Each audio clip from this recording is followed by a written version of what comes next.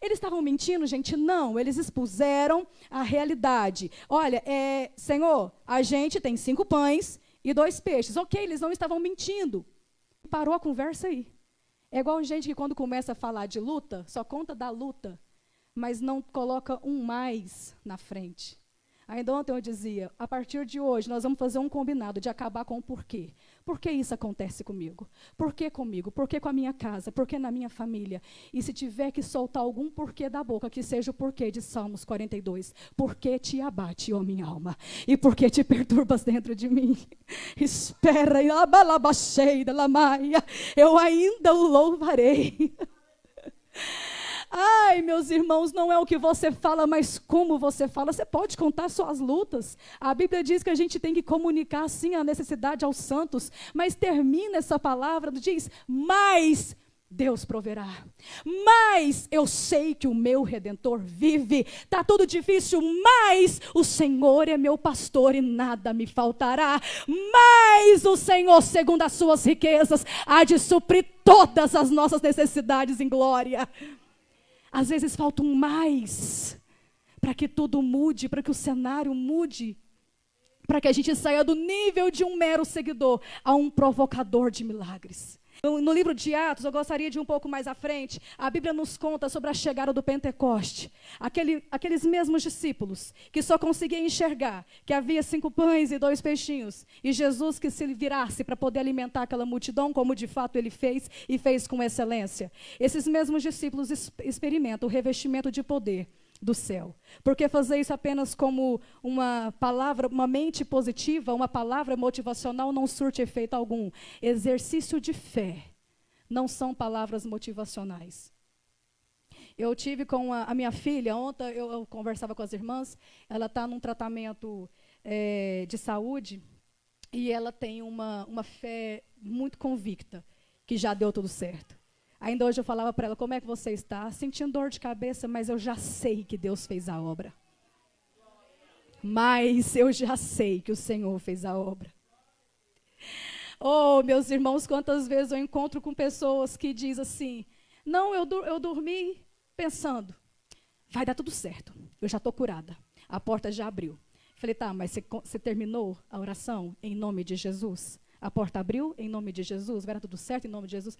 Não, ele sabe que a minha fé está firmada dele, sabe que eu estava pensando. Não, irmãos, não basta pensar. Quando Deus foi fazer o mundo, ele não chega ali no vácuo, né, no espaço, e só pensa e sai. Ele poderia fazer isso porque ele é Deus, mas a Bíblia diz que ele abre a boca e diz, haja.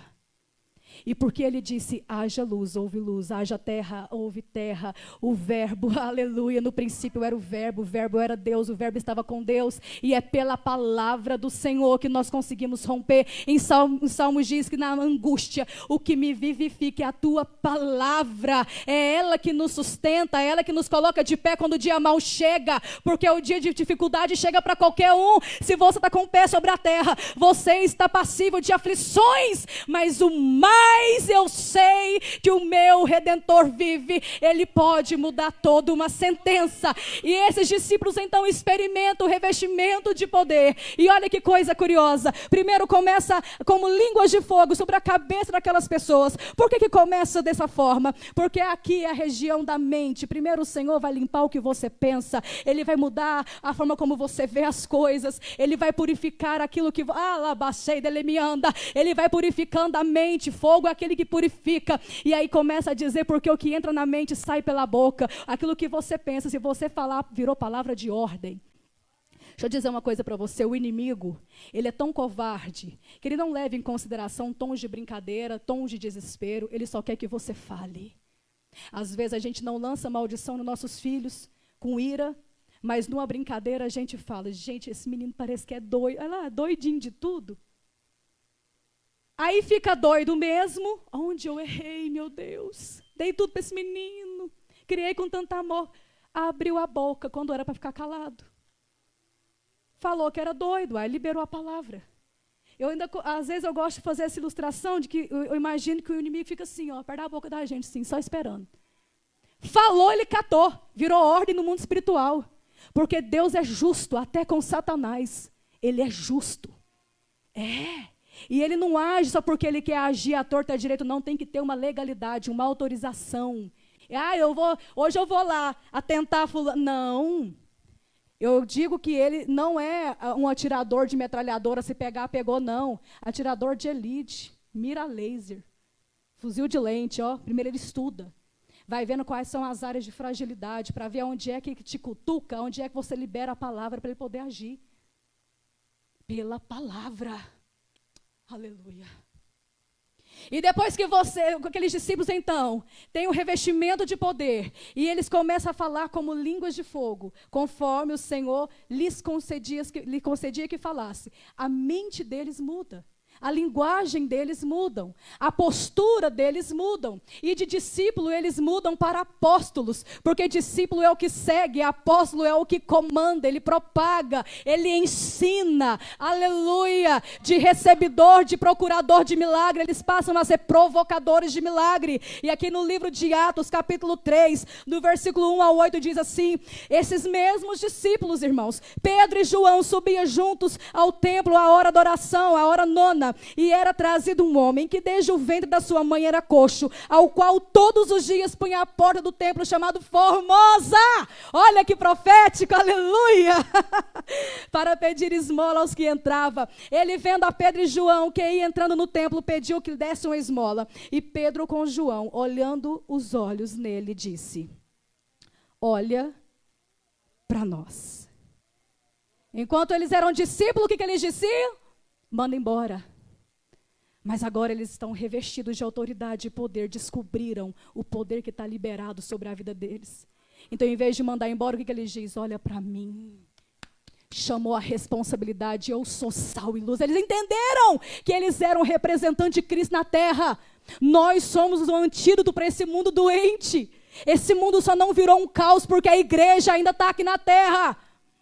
Olha para nós. E aqui a Bíblia, eu estou terminando, irmãos. E a Bíblia diz aqui que Pedro diz aqui no versículo 5, ele olha para eles esperando receber alguma coisa, versículo 6. E disse Pedro, não tenho prata nem ouro. Não tenho peixe nem pão. Viu como é que o discurso é o mesmo? Eu não tenho prata nem ouro. Mas o que eu tenho, aleluia, eu te dou. Em nome de Jesus, levanta e anda. Aleluia, aleluia, oh glória. Eles continuavam sem recursos, só que a diferença é que agora eles sabiam que não era sobre eles, era sobre Jesus. Nunca foi sobre nós, eu não tenho dinheiro, e daí? Ele é dono do ouro e da prata, eu não posso, ele pode todas as coisas, eu não sou, ele diz, eu sou. Aleluia, é tudo sobre ele. Quando a gente entender que não somos nós, que é ele na causa, a situação termina de uma forma diferente. E aqui no versículo 7, tomando pela mão direita o levantou, e logo seus tornozelos se firmaram, e saltando ele pôs-se em pé, e andou e entrou com eles no templo, andando e saltando e louvando a Deus. Além de receber a cura, ainda ganhar aquele homem para Jesus. Olha que coisa maravilhosa. Eleve o nível, eleve o nível. Aleluia. Eu gostaria que você, nesse momento, começasse a conversar com Jesus, para que Ele te faça entender o que é necessário fazer para que você saia do nível de discípulo, caso você ainda esteja, para começar a andar num nível de apostolado, um nível apostólico. Senhor, eu não quero mais procurar milagres, agora eu quero provocar milagres. Eu quero levantar a minha vasilha na cozinha e dizer, Senhor, o arroz acabou pela manhã e à tarde a provisão chegar. Senhor, a sentença é que eu tenho meses de vida e o médico dos médicos vir e surpreender a medicina. Senhor, o juiz diz que a causa é perdida, mas você vai se lembrar que há um advogado fiel que nunca perdeu uma batalha. Em nome de Jesus, se tiver que contar as suas dificuldades, que conte, mas acrescente com um mais.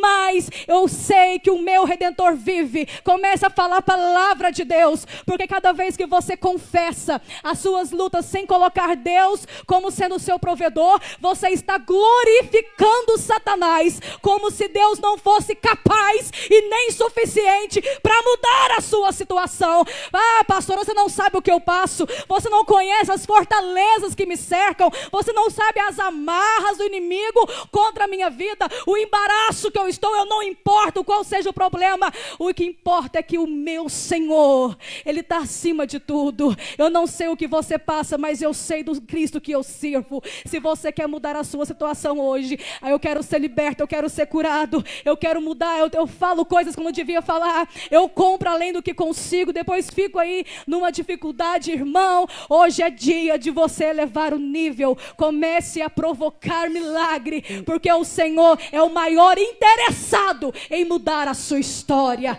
Aleluia.